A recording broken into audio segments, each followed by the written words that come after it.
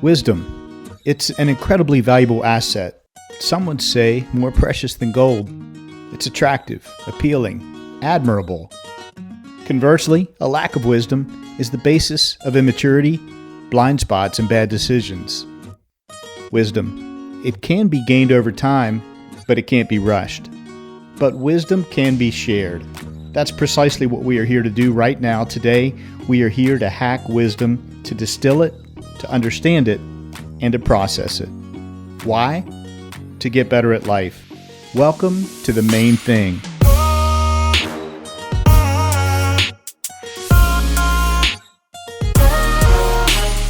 This is your new 9-minute podcast. I'm your host, Skip Linneberg, and I've set out to interview the wisest people I know. We'll see what we can learn from each one when they're faced with an incredibly difficult, soul-piercing question. Welcome to the Main Thing Podcast. I'm Skip Linneberg, and I'll be your host today. If you're listening today and you're in the midst of a transition, a major life change, then this episode has something very valuable for you. Maybe you're moving up to a new leadership role at work.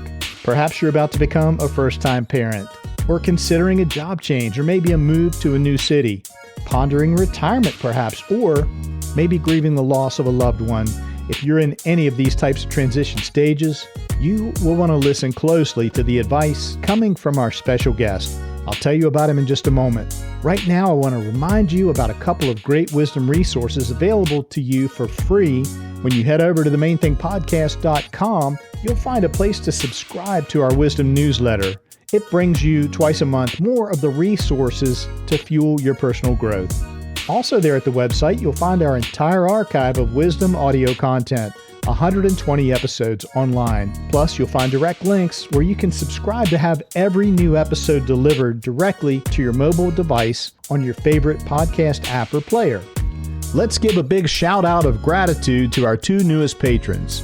Thank you to Bob from West Virginia, and thank you to Ed, who's also from West Virginia. These two fine, generous fellows are helping to keep this pipeline of wisdom flowing. We appreciate you, and truly, we couldn't do it without you. Now, I'm so excited for you to meet our special guest. Tim Haring is the founding pastor of Chestnut Ridge Church in Morgantown, West Virginia. He recently retired from his position as senior pastor, although he will continue to work part-time at the church. In nearly 40 years of pastoral experience, Tim has been instrumental in helping to plant 4 additional churches in West Virginia. Together, those form the Ridge Network of churches. Tim has a pastoral studies degree with a minor in Greek language from Moody Bible Institute and a business degree from West Virginia University. Tim and his wife Karen have been married for 36 years. They have 5 children, 1 granddaughter, and another grandchild on the way. Settle in as you join us on this whirlwind wisdom journey that will take us from Norway to Honduras and from Columbus to Morgantown, West Virginia, where Tim joins us today. Over the next 25 minutes, you will discover why Tim Haring is one of the wisest people I know. Tim Haring, welcome to the Main Thing Podcast. So great to be with you this morning. Thank you for having me. Tim, you have been on a bit of a travel circuit this past fall. You had in late summer, you went to Norway and then to Honduras, right?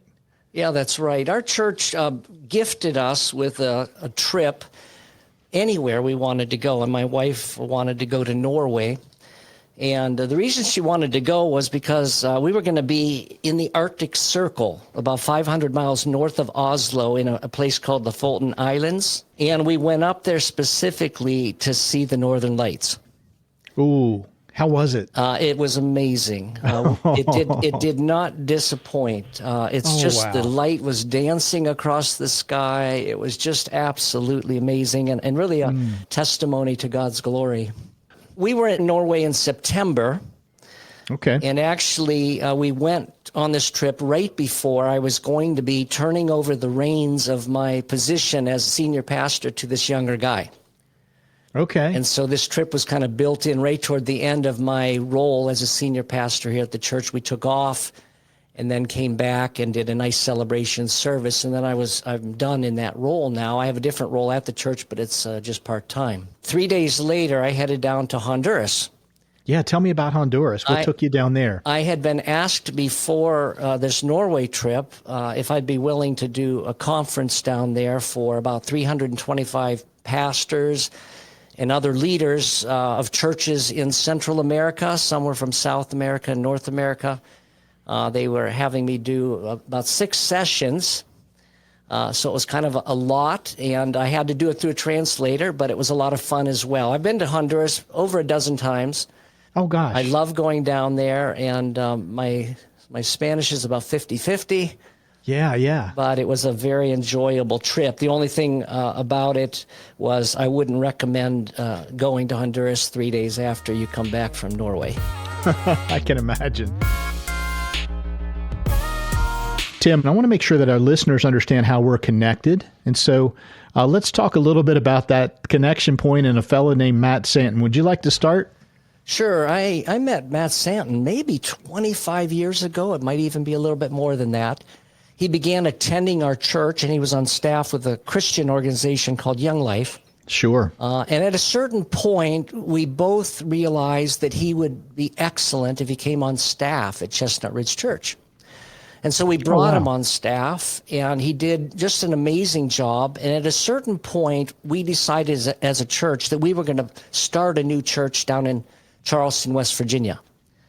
And we knew he was the perfect guy for that. Yeah. And so we sent him down there a little over 20 years ago to start a church in Charleston, West Virginia. Matt Santon is my pastor here at River Ridge Church in Charleston. He was our guest on episode 2 of the Main Thing podcast way back in 2019, 5 years ago. So we were honored to have him on, as we're honored now, Tim, to have you on. So Matt, thank you for connecting me with Tim Haring. I've been here almost 40 years. It'll be 40 years in February. I came here actually to start the church, and so that's a big transition when the founding pastor steps aside. Tim, tell us how this feels to you as a person, as a man, going through a big transition. Yeah, so I don't know that a person can really prepare for that. My wife and I decided that I would transition out of my role as senior pastor when I turned 65. And a little backstory about that.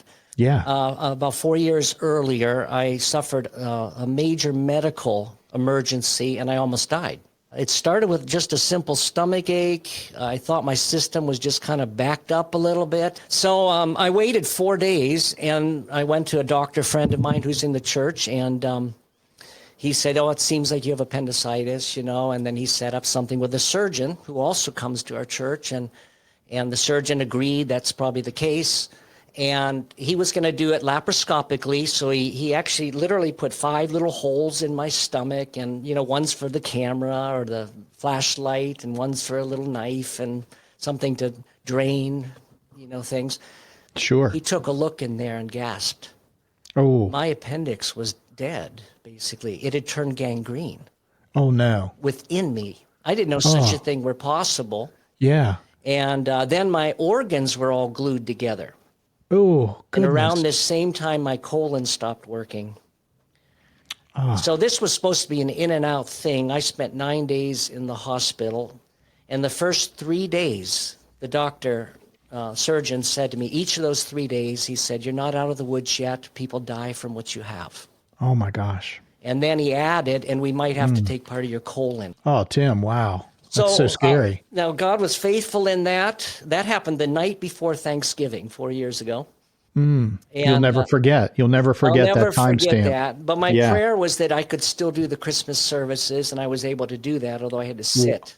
Wow. To do the services. But at that point, the board really woke up to the fact that there's no backup plan. What happens when Tim is not here anymore? Yeah. And so we began to talk in earnest about, first of all, how we'll decide, what we'll do, how will we pick somebody, those kinds of things. And then they specifically asked me, when would you like to retire? Let's make this a planned thing instead of an emergency thing. Yes. And I talked with my wife again, and we decided 65 would be it. Okay, so you had a plan. We did have a plan, and actually it was executed just wonderfully. The guy that replaced me is doing an excellent job. We spent a whole year of transition helping people. appreciate the transition, and I couldn't have been more pleased with that. But now I wake up every day, and it's just a little bit different world. I And bet. I think I bet. men in particular get a lot of significance from their work. How are you coping with that? What are you doing to take care of yourself, and how are you tending to those feelings and those emotions? Well, I've tried to actually keep a regular schedule still to some degree.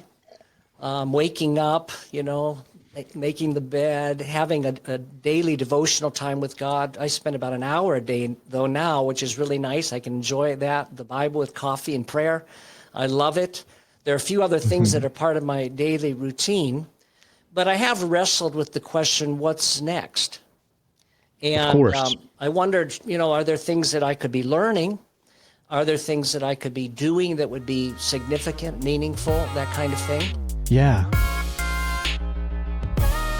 We've both been through transitions, Tim. As quickly as possible, try to shift your mindset into acceptance. This is the new normal.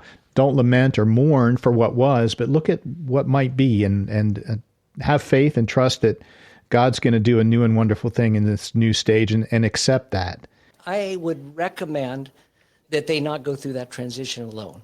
There are other people, and I've been talking with so many different individuals. One is a counselor. I've been reading some books about it. There are things we can do to prepare for these transitions, and my temptation would be to just do it myself. Of course. We need others. That's great advice. Hi, it's Skip here. You've heard about our merchandise store for the Main Thing podcast, and I want to tell you about our bookshop. It's an online independent bookstore where you can find and order the books that were written, recommended, and discussed by guests of the Main Thing podcast. Just check the show notes for a link that'll take you to bookshop.org/shop/the main thing. Buy some books, support independent local booksellers, and support the guests of the Main Thing podcast. Tim Haring, what's the main thing you've learned in your lifetime so far? Skip, the main thing is my relationship with God. That matters more than anything. But apart from that, the main thing I have learned is never stop growing, learning, and serving. Never stop growing, learning, and serving. I love that. Tim, would you unpack that for us and kind of walk us through the meaning that holds for you? Yeah, so I began thinking in terms of learning. And again, I thought that maybe learning would be a waste of time. And then I was talking with a financial advisor, and this was a strategic moment in my thinking, but he made it clear that based on his understanding, I was going to live until I was 92. Okay. You got a little bit of runway left. Yes, and I'm thinking, well, I'm kind of done. I'm settling down. And suddenly I realized, wait a minute, I have 25 more years. And not only that, they could be the most influential years of my life. I'm freed up to serve in some new ways. Yeah. Tell us more about that. Well, some of the areas, it really comes down to the learning and then the doing. So from the learning perspective, I decided I'm going to start learning Spanish and be really fluent in it, with the idea in mind that I can continue to use it on my trips down to Honduras or other Central American countries or whatever. But I'm learning with this idea in mind. I can learn, I can continue to grow in this way. Another area in which I've been learning is in an area of called emotionally healthy spirituality.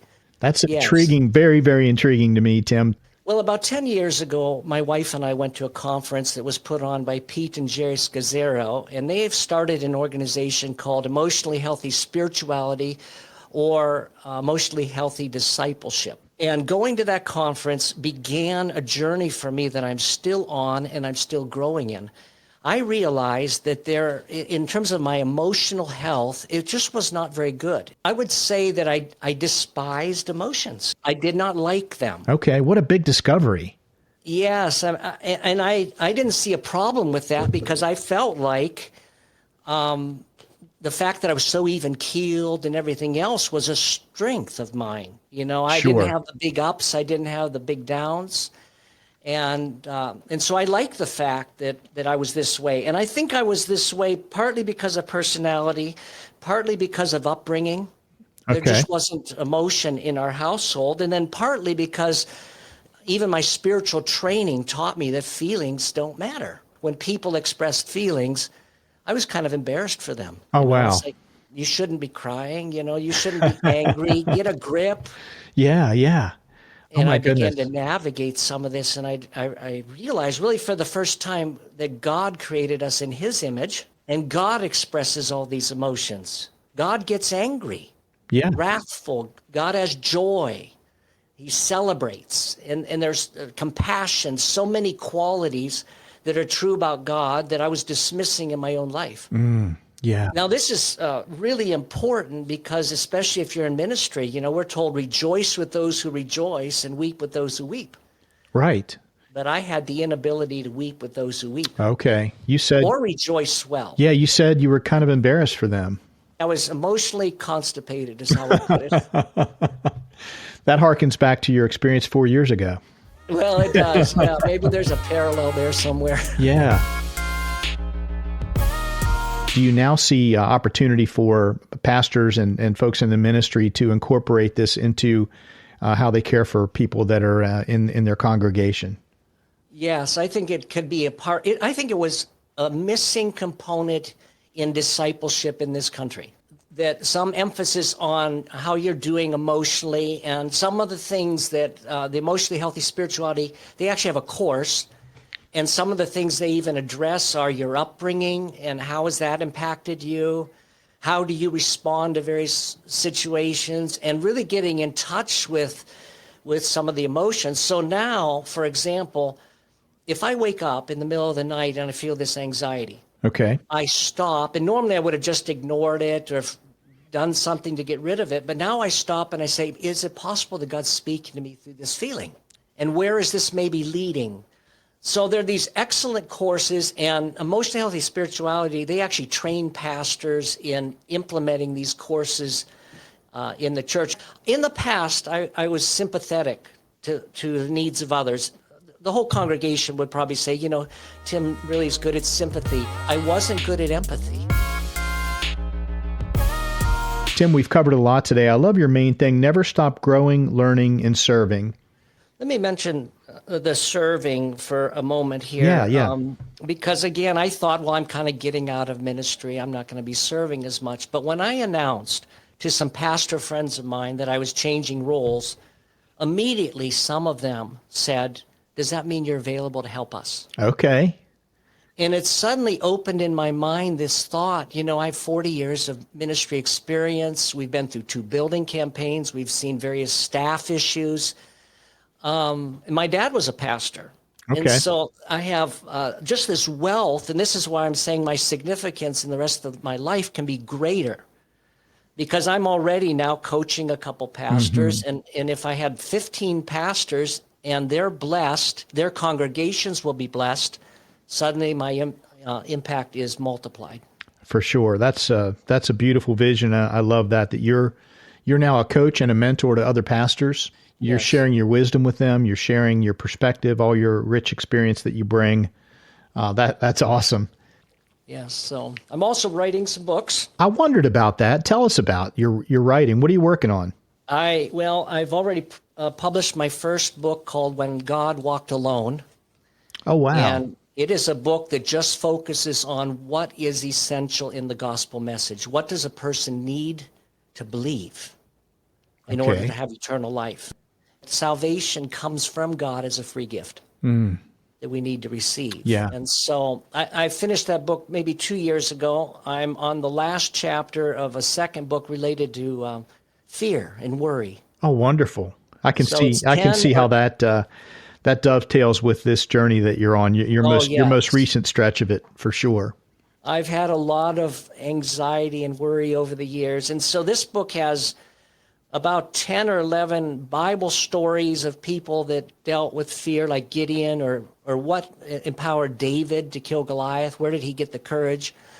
And then it's 10 of my own stories of things that happened. I was mugged in Columbus, Ohio, for example. Certain things happened. I've had some other unusual experiences that related to fear, being lost in a forest in the middle of nowhere. Oh, my gosh. I was about to swim across a river and it was cold. I didn't know what to do, Yeah. And what do you do when you're in these fearful situations? Oh, great stories. I can't wait to read that book, So, Tim. Yeah, so that should be done. I'm hoping that's one of the things I'll be doing in my so-called retirement administration. Tim, what intention or word of encouragement or closing thought might you want to share with our audience of wisdom seekers, people that are focused on getting better at life, personal growth? Yeah, I think a lot of people these days are really struggling with a certain hopelessness. And we have hope.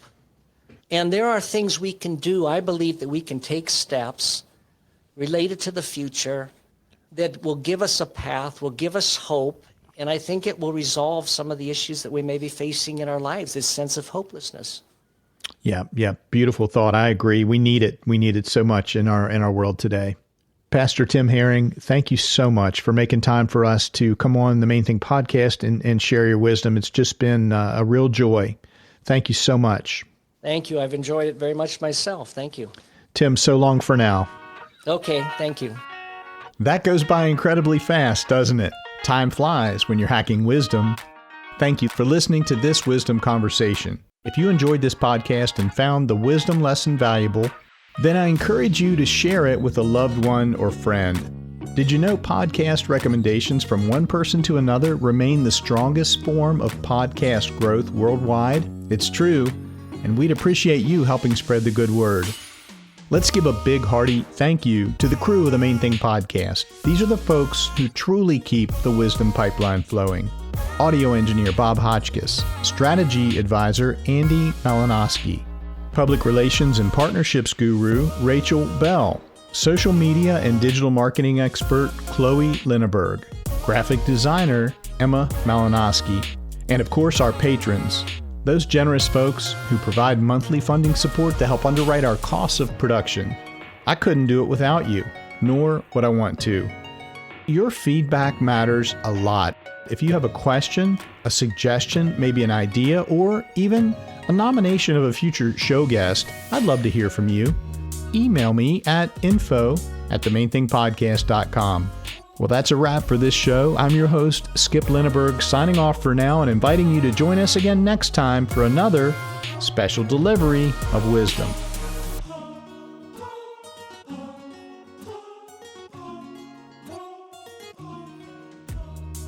Hey, it's Skip again, and I wanted to share a couple reflections from this episode that we just heard with Tim Haring. You know, Tim Haring was and remains a mentor to my pastor, Matt Santon, who's had such tremendous impact on me, on my life. So I couldn't wait to get to know Tim and to have a deep, meaningful conversation with him. One thing that stood out to me was Tim's transition from that role of founder and caretaker of his organization, something he did for 40 years. We heard him share his advice that anyone going through a major transition like that should not attempt to make it through on your own. Enlist some help. If that's you and you're on the verge of a transition like that, or you're just starting into one, reach out to a counselor, get input from your financial advisor, plan that transition with the help and support of your spouse or your significant other and your best friends. Read books on the topic about how to handle a major life transition, whatever yours may be. Just don't plod along blindly into it. Be wise about it. I also loved how Tim was so candid, so transparent about his difficulty in handling feelings, his discomfort with emotions. He was honest about that weakness. This gap of his, he confronted it and he dove headfirst into learning more about emotions, feelings, about empathy and emotional intelligence. And he's enjoyed tremendous personal growth as a result in that area of his life. I just love that passion, that zest for continuing to learn. And I'll leave you also with this reflection from that wisdom conversation with Tim. It's never too late. Now, we've heard that philosophy from other guests. Maureen Doyle from episode 89 comes to mind. So maybe we ought to pay attention to it. But it's this wisdom that reveals to us the truth that we can continue to grow and adapt and get better at life, even when we're in our retirement years, in our 60s and beyond, entering into perhaps the final phase of our lifetime.